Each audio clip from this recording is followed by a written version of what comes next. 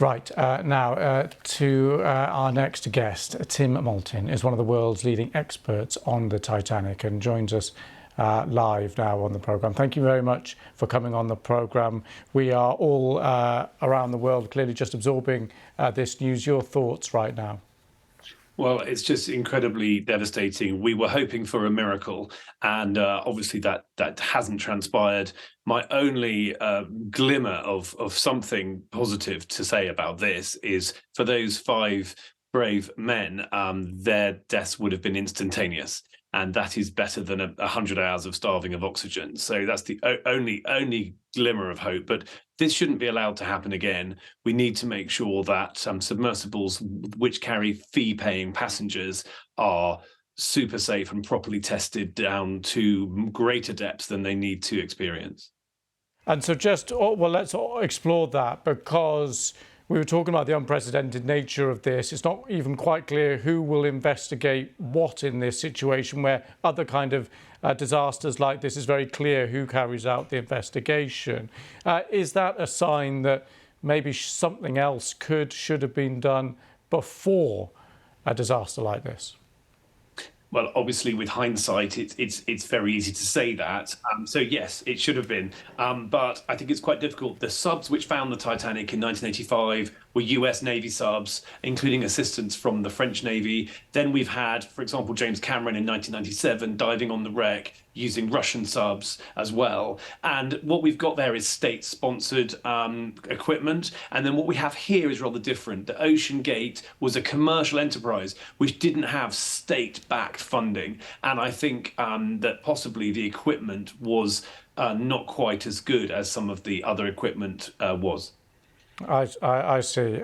Given the risks, given the extraordinary depth at which this all takes place, it is a testament to the power of the Titanic and the story of the Titanic and people's extraordinary enthusiasm for it still all these years on.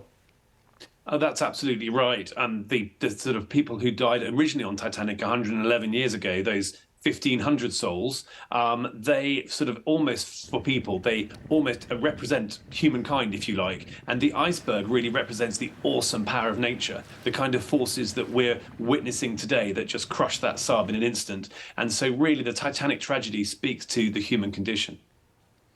And do you think these kind of expeditions, these kind of missions now, we're talking about a need for clearly an investigation. Is there a case now that they should be stopped completely for tourists, for adventurers, just be left to researchers and experts, if at all? I think they should certainly be suspended until the lessons are learned.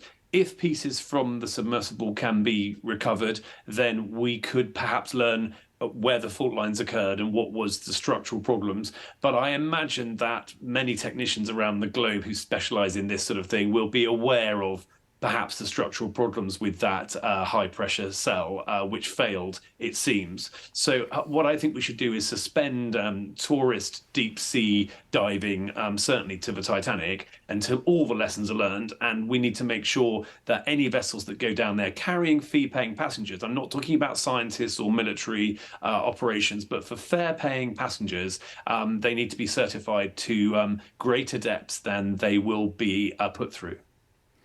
Tim Moulton, really appreciate your time. Thank you very much, and your expertise. Thank you for talking to us. Okay, just want to quickly recap now some of the elements that we have discovered out of the press conference just in the last hour. If you are joining us, we did learn just shortly before the press conference of the deaths of the 5 on board. But after the press conference started and after the statement, journalists were allowed to ask questions, and we did find out some more details as a result of those questions. We learned about 5 different major pieces of the sub being discovered. We learned more about their location. We knew from this afternoon that actually they were discovered in the region of the Titanic itself, but we got a bit more detail on that. 1,600 feet away. So the question was asked, was this potentially a collision with the wreckage of the Titanic or an implosion elsewhere? And the answer seemed to be fairly conclusive, that the area in which the wreckage of this sub, the Titan sub, was found was not an area with a Titanic wreckage in it, hundreds of meters away.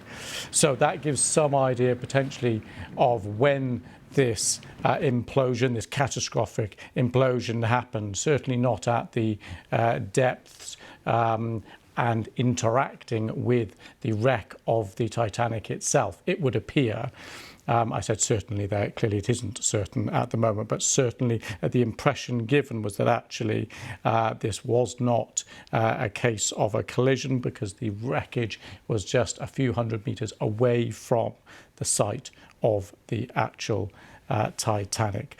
Other questions about the timeline. Clearly the sub went down on Sunday. When did this catastrophic implosion take place? Well, we don't have exact timings on that, but there was one clue, and that was that there was no sound of an catastrophic implosion after the search operation was underway. So those sound detectors, buoys in the water, they would have picked up that implosion if it had happened sometime in the last couple of days, which suggests the catastrophic implosion happened before all that technology and search and rescue operation was in place. And a rather grim question was asked, but one very important to the families, of course, which is about the recovery of the bodies.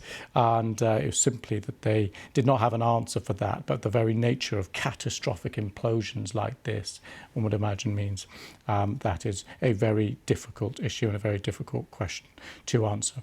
So those were some of the main new points that we learned from questions after that press conference, as I said, in the last 45 minutes or so.